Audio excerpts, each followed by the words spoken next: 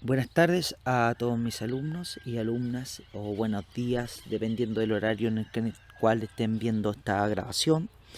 Hoy día quisiera terminar con esta parte introductoria, con la parte de la introducción del documento científico o de su tesina, agregando ciertos matices adicionales a lo que debiera constituir lo que se llama en la literatura una introducción de manera formal.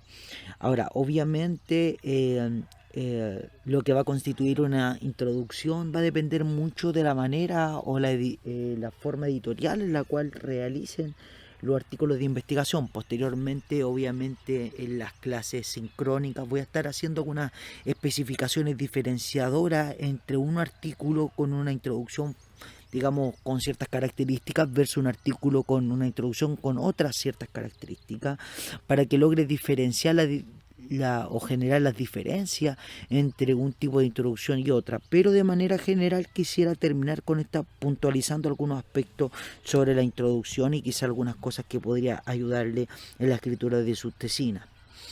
En las clases pasadas discutimos principalmente algunos criterios para poder organizar y comenzar obviamente su trabajo de tesina. Eran recomendaciones, puntos en los cuales ustedes podrían organizar, la organización de las carpetas, el compartir las carpetas con sus compañeros, el organizar en distintas subcarpetas ciertos contenidos y obviamente aspectos de escritura de manera formal. Otro aspecto que vimos en la clase pasada fue sobre el planteamiento del problema y los objetivos de la investigación. Definimos qué es lo que era un planteamiento de un problema, definimos cómo definir, valga la redundancia, un objetivo de investigación, tanto objetivos generales como específicos. Y luego, el día de hoy, vamos a continuar con estos aspectos, pero vamos a considerar en la introducción la justificación y las hipótesis, cosas que en el caso, por ejemplo, la justificación debiese existir, pero en el caso de la hipótesis está abierto a, dependiendo de ciertas características editoriales, de resaltar o no resaltar una hipótesis de manera particular o escribirla formalmente. Muchos trabajos de investigación en los que yo me he desenvuelto, de verdad no escribo la hipótesis tanto, queremos probar esta cierta hipótesis, no, porque tienen características que tienen que ver sobre estimaciones o sobre modelos de estimación, y no quiero probar una hipótesis, sino más bien estimar un modelo que tiene aspectos más metodológicos que aspectos, podríamos llamarle prácticos, pero en otras investigaciones que tienen que ver con aspectos prácticos, no metodológicos, es importante resaltar la hipótesis, porque los aspectos prácticos lo que queremos, ya tenemos una intuición sobre los resultados y simplemente queremos reforzar los resultados encontrados en la literatura o no. Entonces partamos primero por la justificación. La justificación son simplemente dar razones de por qué realizar o para qué realizar la investigación. Por ejemplo, algunos aspectos de las razones podría dar la relevancia de por qué realizar algo, por qué es importante. También podría considerarse un aspecto de razones por las cuales realizar una investigación, aspectos que tienen que ver con la importancia, por qué es importante, para quién es importante, etcétera, etcétera, etcétera. Lo importante en la justificación es dar evidencia suficiente, obviamente con el apoyo de la literatura, de que el trabajo que se está haciendo es un trabajo que vale la pena realizar. Y no es simplemente un ejercicio que de verdad no tiene relevancia desde el punto de vista científico, desde el punto de vista académico. Hay distintos tipos de justificación. La primera es la de justificación práctica, lo que venía mencionando anteriormente. Comúnmente las aspectos prácticos tienen implicación sobre problemas prácticos y principalmente sobre levantar cierta hipótesis donde uno hay conocimiento en la literatura sobre hacia dónde se pueden direccionar los resultados de esa hipótesis. Y lo que nosotros queremos probar si es que se refuerza la idea de la literatura o simplemente podríamos agregar un matiz adicional en donde hay que ver diferencias con respecto a lo que actualmente existe en la literatura. también existen las justificaciones de carácter teórico, en donde ya requiere una reflexión desde el punto de vista académica, en donde construimos modelos teóricos, y obviamente cuando construimos modelos teóricos el objetivo no es probar cierta hipótesis, sino más bien la construcción de dicho modelo y comprobar si es que es factible o no en la práctica la realización de dicho modelo. Y el otro, el aspecto metodológico, que tiene objetivos que busca resaltar procedimientos. Aquí tampoco es importante generar hipótesis. ¿Por qué no es importante generar hipótesis? Porque esto tiene que ver con aspectos procedimentales. Es decir, el procedimiento es lo importante, y el hecho de que se pueda ejecutar dicho procedimiento y que se pueda realizar ya constituye una importancia desde el punto de vista académico. Obviamente las justificaciones teóricas y metodológicas son las más elevadas desde el punto de vista reflexivo. ¿Por qué? Porque el aspecto metodológico es un aspecto que tiene que ver con la manera en cómo se realizan las cosas, no en realizarlas, sino en cómo se realizan, y obviamente para que sea algo atractivo la importancia o la justificación metodológica debe ser obviamente algo diferenciador con lo que existe actualmente en la literatura. El aspecto teórico es lo mismo, es inventar una teoría, y para inventar una teoría tiene que haber un nivel de reflexión mucho más superior, y obviamente debe mostrarse de manera diferenciador con lo que actualmente existe en la literatura. Entonces, los aspectos teóricos y metodológicos son muy elevados. Los aspectos prácticos tienen que ver con probar cierta hipótesis. Simplemente vamos a seguir manteniendo la misma teoría, vamos a seguir manteniendo la misma metodología, y lo que vamos a hacer simplemente es probar si para nuestra muestra en particular o para nuestro problema en particular se resalta lo que dice la literatura o la teoría, o permite identificar diferencias en términos de la teoría o la metodología. Entonces, la hipótesis podría ser relevante. Un aspecto que muchas veces se deja de lado es la dimensionalidad de la investigación, es poder dar límites en términos de tiempo y en términos de características las investigaciones que se están haciendo. Cuando hablamos de delimitación, estamos hablando de la amplitud o en el contexto en el cual se está realizando un estudio. Por ejemplo, un periodo de tiempo.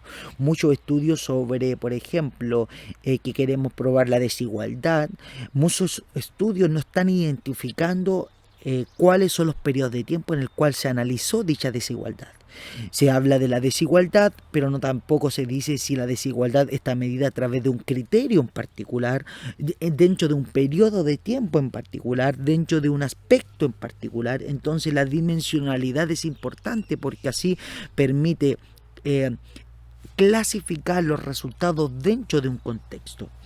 Una zona geográfica, muchas veces decimos con respecto a problemas prácticos de contaminación o problemas prácticos sobre un aspecto particular, y no identificamos dónde se hizo el problema, dónde está localizado y a qué tipo de población geográfica está trabajado.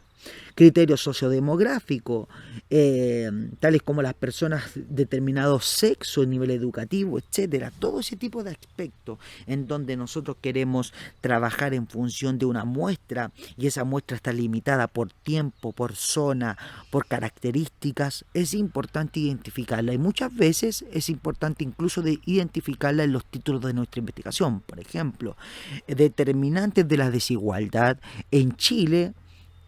Ya estamos diciendo Chile durante los periodos 2000 y 2020. De inmediato yo dimensiono en el título de la investigación, dimensiono el aspecto geográfico y el aspecto obviamente temporal, ¿sí? De inmediato, y eso permite encuadrar a la persona que lee el artículo. Desde el título ya va a estar contextualizado en dónde se realiza la investigación y durante qué tiempo se está analizando los datos de manera particular. sobre todo obviamente cuando los datos son fluctuantes en el tiempo, donde cambian y uno puede identificar la desigualdad antes del 2000 y después del 2000 claramente son distintos por las características de las políticas públicas, por las características sociales. Las sociedades van evolucionando y esas sociedades al ir evolucionando las desigualdades van cambiando, entonces seguir quizás con la retórica del pasado con respecto a aspectos de desigualdad quizás no sea lo más prudente y sería mejor contextualizarlos al presente. Las hipótesis, lo que venía diciendo, algunas investigaciones es importante mostrar explícitamente la hipótesis y otras no tan necesario, dependiendo de las características de la investigación. Las hipótesis son respuestas que el investigador da a las interrogantes de investigación antes de ser realizadas. Es por eso que para poder realizar una hipótesis tiene que haber cierta evidencia de la direccionalidad de dicha hipótesis. ¿Sí? Entonces, cuando comúnmente trabajamos con hipótesis, significa que hay estudios que han trabajado sobre esa idea y los estudios que han trabajado sobre esa idea nos permiten identificar las características de dicha hipótesis y obviamente uno podría decir, de acuerdo a la investigación internacional sobre tal temática, nosotros podemos desprender la hipótesis número 1 que dice que tal y tal cosa debiese ser significativamente positivo con respecto a tal y tal cosa. Entonces de inmediato nosotros, de acuerdo a la literatura y de acuerdo a las características de las investigaciones, podemos identificar cómo debiesen ser las hipótesis. En las propuestas de investigación es importante tener claro que no en toda investigación es necesario plantear hipótesis. Lo que le venía diciendo. Es usual que los estudios experimentales se planteen hipótesis. ¿Por qué? Porque en los estudios experimentales lo que intentamos es demostrar características prácticas.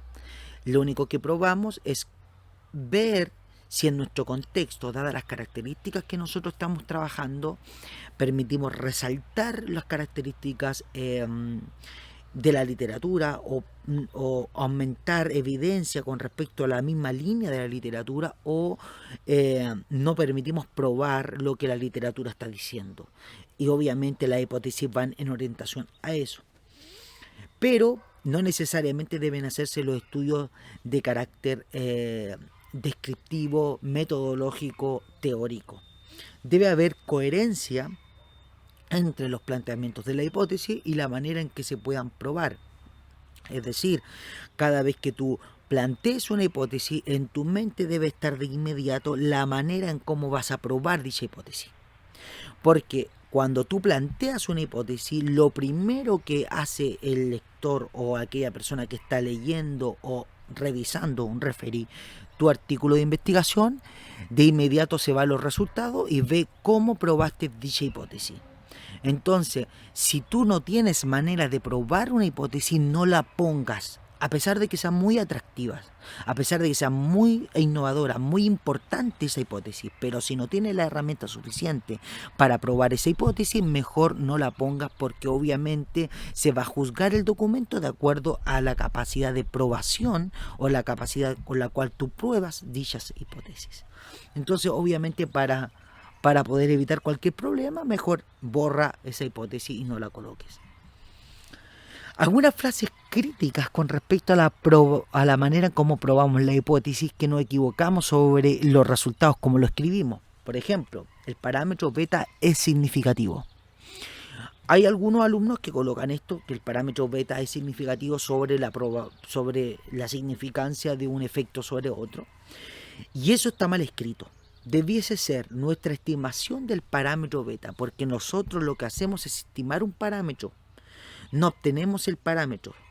Obviamente el parámetro cuando cumple ciertos criterios podríamos llamar que el parámetro es insesgado, es decir, que el parámetro estimado es igual al parámetro poblacional, pero el parámetro en sí mismo no lo obtenemos, sino que más bien obtenemos una estimación de ese parámetro que tiene siempre, que cumple con ciertas reglas estadísticas sobre insesgamiento. Entonces la estimación de nuestro parámetro es significativo y obviamente hay que agregar los niveles de significancia. A tal nivel de significancia, mejor que el 1%, mejor que el 5%, mejor que el 10%, no sé, dependiendo obviamente de las características del parámetro en particular. O mejor aún, podríamos escribirlo de esta manera. Estimamos el parámetro beta con un nivel de significancia mejor que el 1%. Significancia obviamente estadística. Otro aspecto que también decimos de manera errónea, estos resultados demuestran nuestras hipótesis. Bueno, las demostraciones en la literatura científica se abocan o se sugieren utilizar solamente para las características matemáticas de ecuaciones y demostraciones formales de las matemáticas, ¿sí? Entonces, ¿qué es lo que nosotros hacemos? Dado que la demostración está abocada 100% a lo que es la matemática, la demostración matemática, teórica, o podríamos llamarle lógica de una proposición. Lo que nosotros hacemos es utilizar otra manera de escribir eso. Estos resultados sugieren que nuestra hipótesis probablemente sea correcta. ¿Por qué? Porque hay un test estadístico detrás de esa aprobación de esa hipótesis, de esa comprobación. Entonces, es una sugerencia que se hace que es probablemente correcta porque tiene un nivel de significancia detrás de la prueba de hipótesis. O también estos resultados sugieren que la evidencia empírica aportada por nuestra muestra apoya, confirma nuestra hipótesis. Entonces, acá no intentamos demostrar nada, sino más bien mostrar evidencia posible detrás de una línea o detrás de una direccionalidad. Entonces siempre hay que ser prudente sobre esto, porque a veces utilizamos palabras redundantes y obviamente esas palabras redundantes no permiten o no reflejan la verdad o la veracidad de lo que estamos mostrando. Eso sería todo por hoy, esperando que este pequeño espacio en donde le expliqué, con esto cerramos lo que es la parte introductoria, y para mí sería muy relevante que ya comenzáramos, voy a fijar a partir de la próxima semana lo que es clases sincrónicas con los grupos para poder hablar sobre sus temáticas y poder por lo menos ya comenzar a entablar las temáticas y entablar la direccionalidad de cómo vamos a trabajar en sus temas de investigación de manera particular. Ya tengo alumnos, voy a priorizar los alumnos que no tienen profesor guía y no tienen temática, y voy a ir generando clases sincrónicas de media hora. Por favor, ruego que sean puntuales para poder hablar de sus temáticas y poder hablar de lo que van trabajando, y voy a ir priorizando los alumnos que no tienen temática primero, y al final voy a ir considerando los grupos que tienen temática y profesor guía para poder conocer también en qué van trabajando. Eso es todo, esperando que se encuentren muy bien. Gracias por la atención.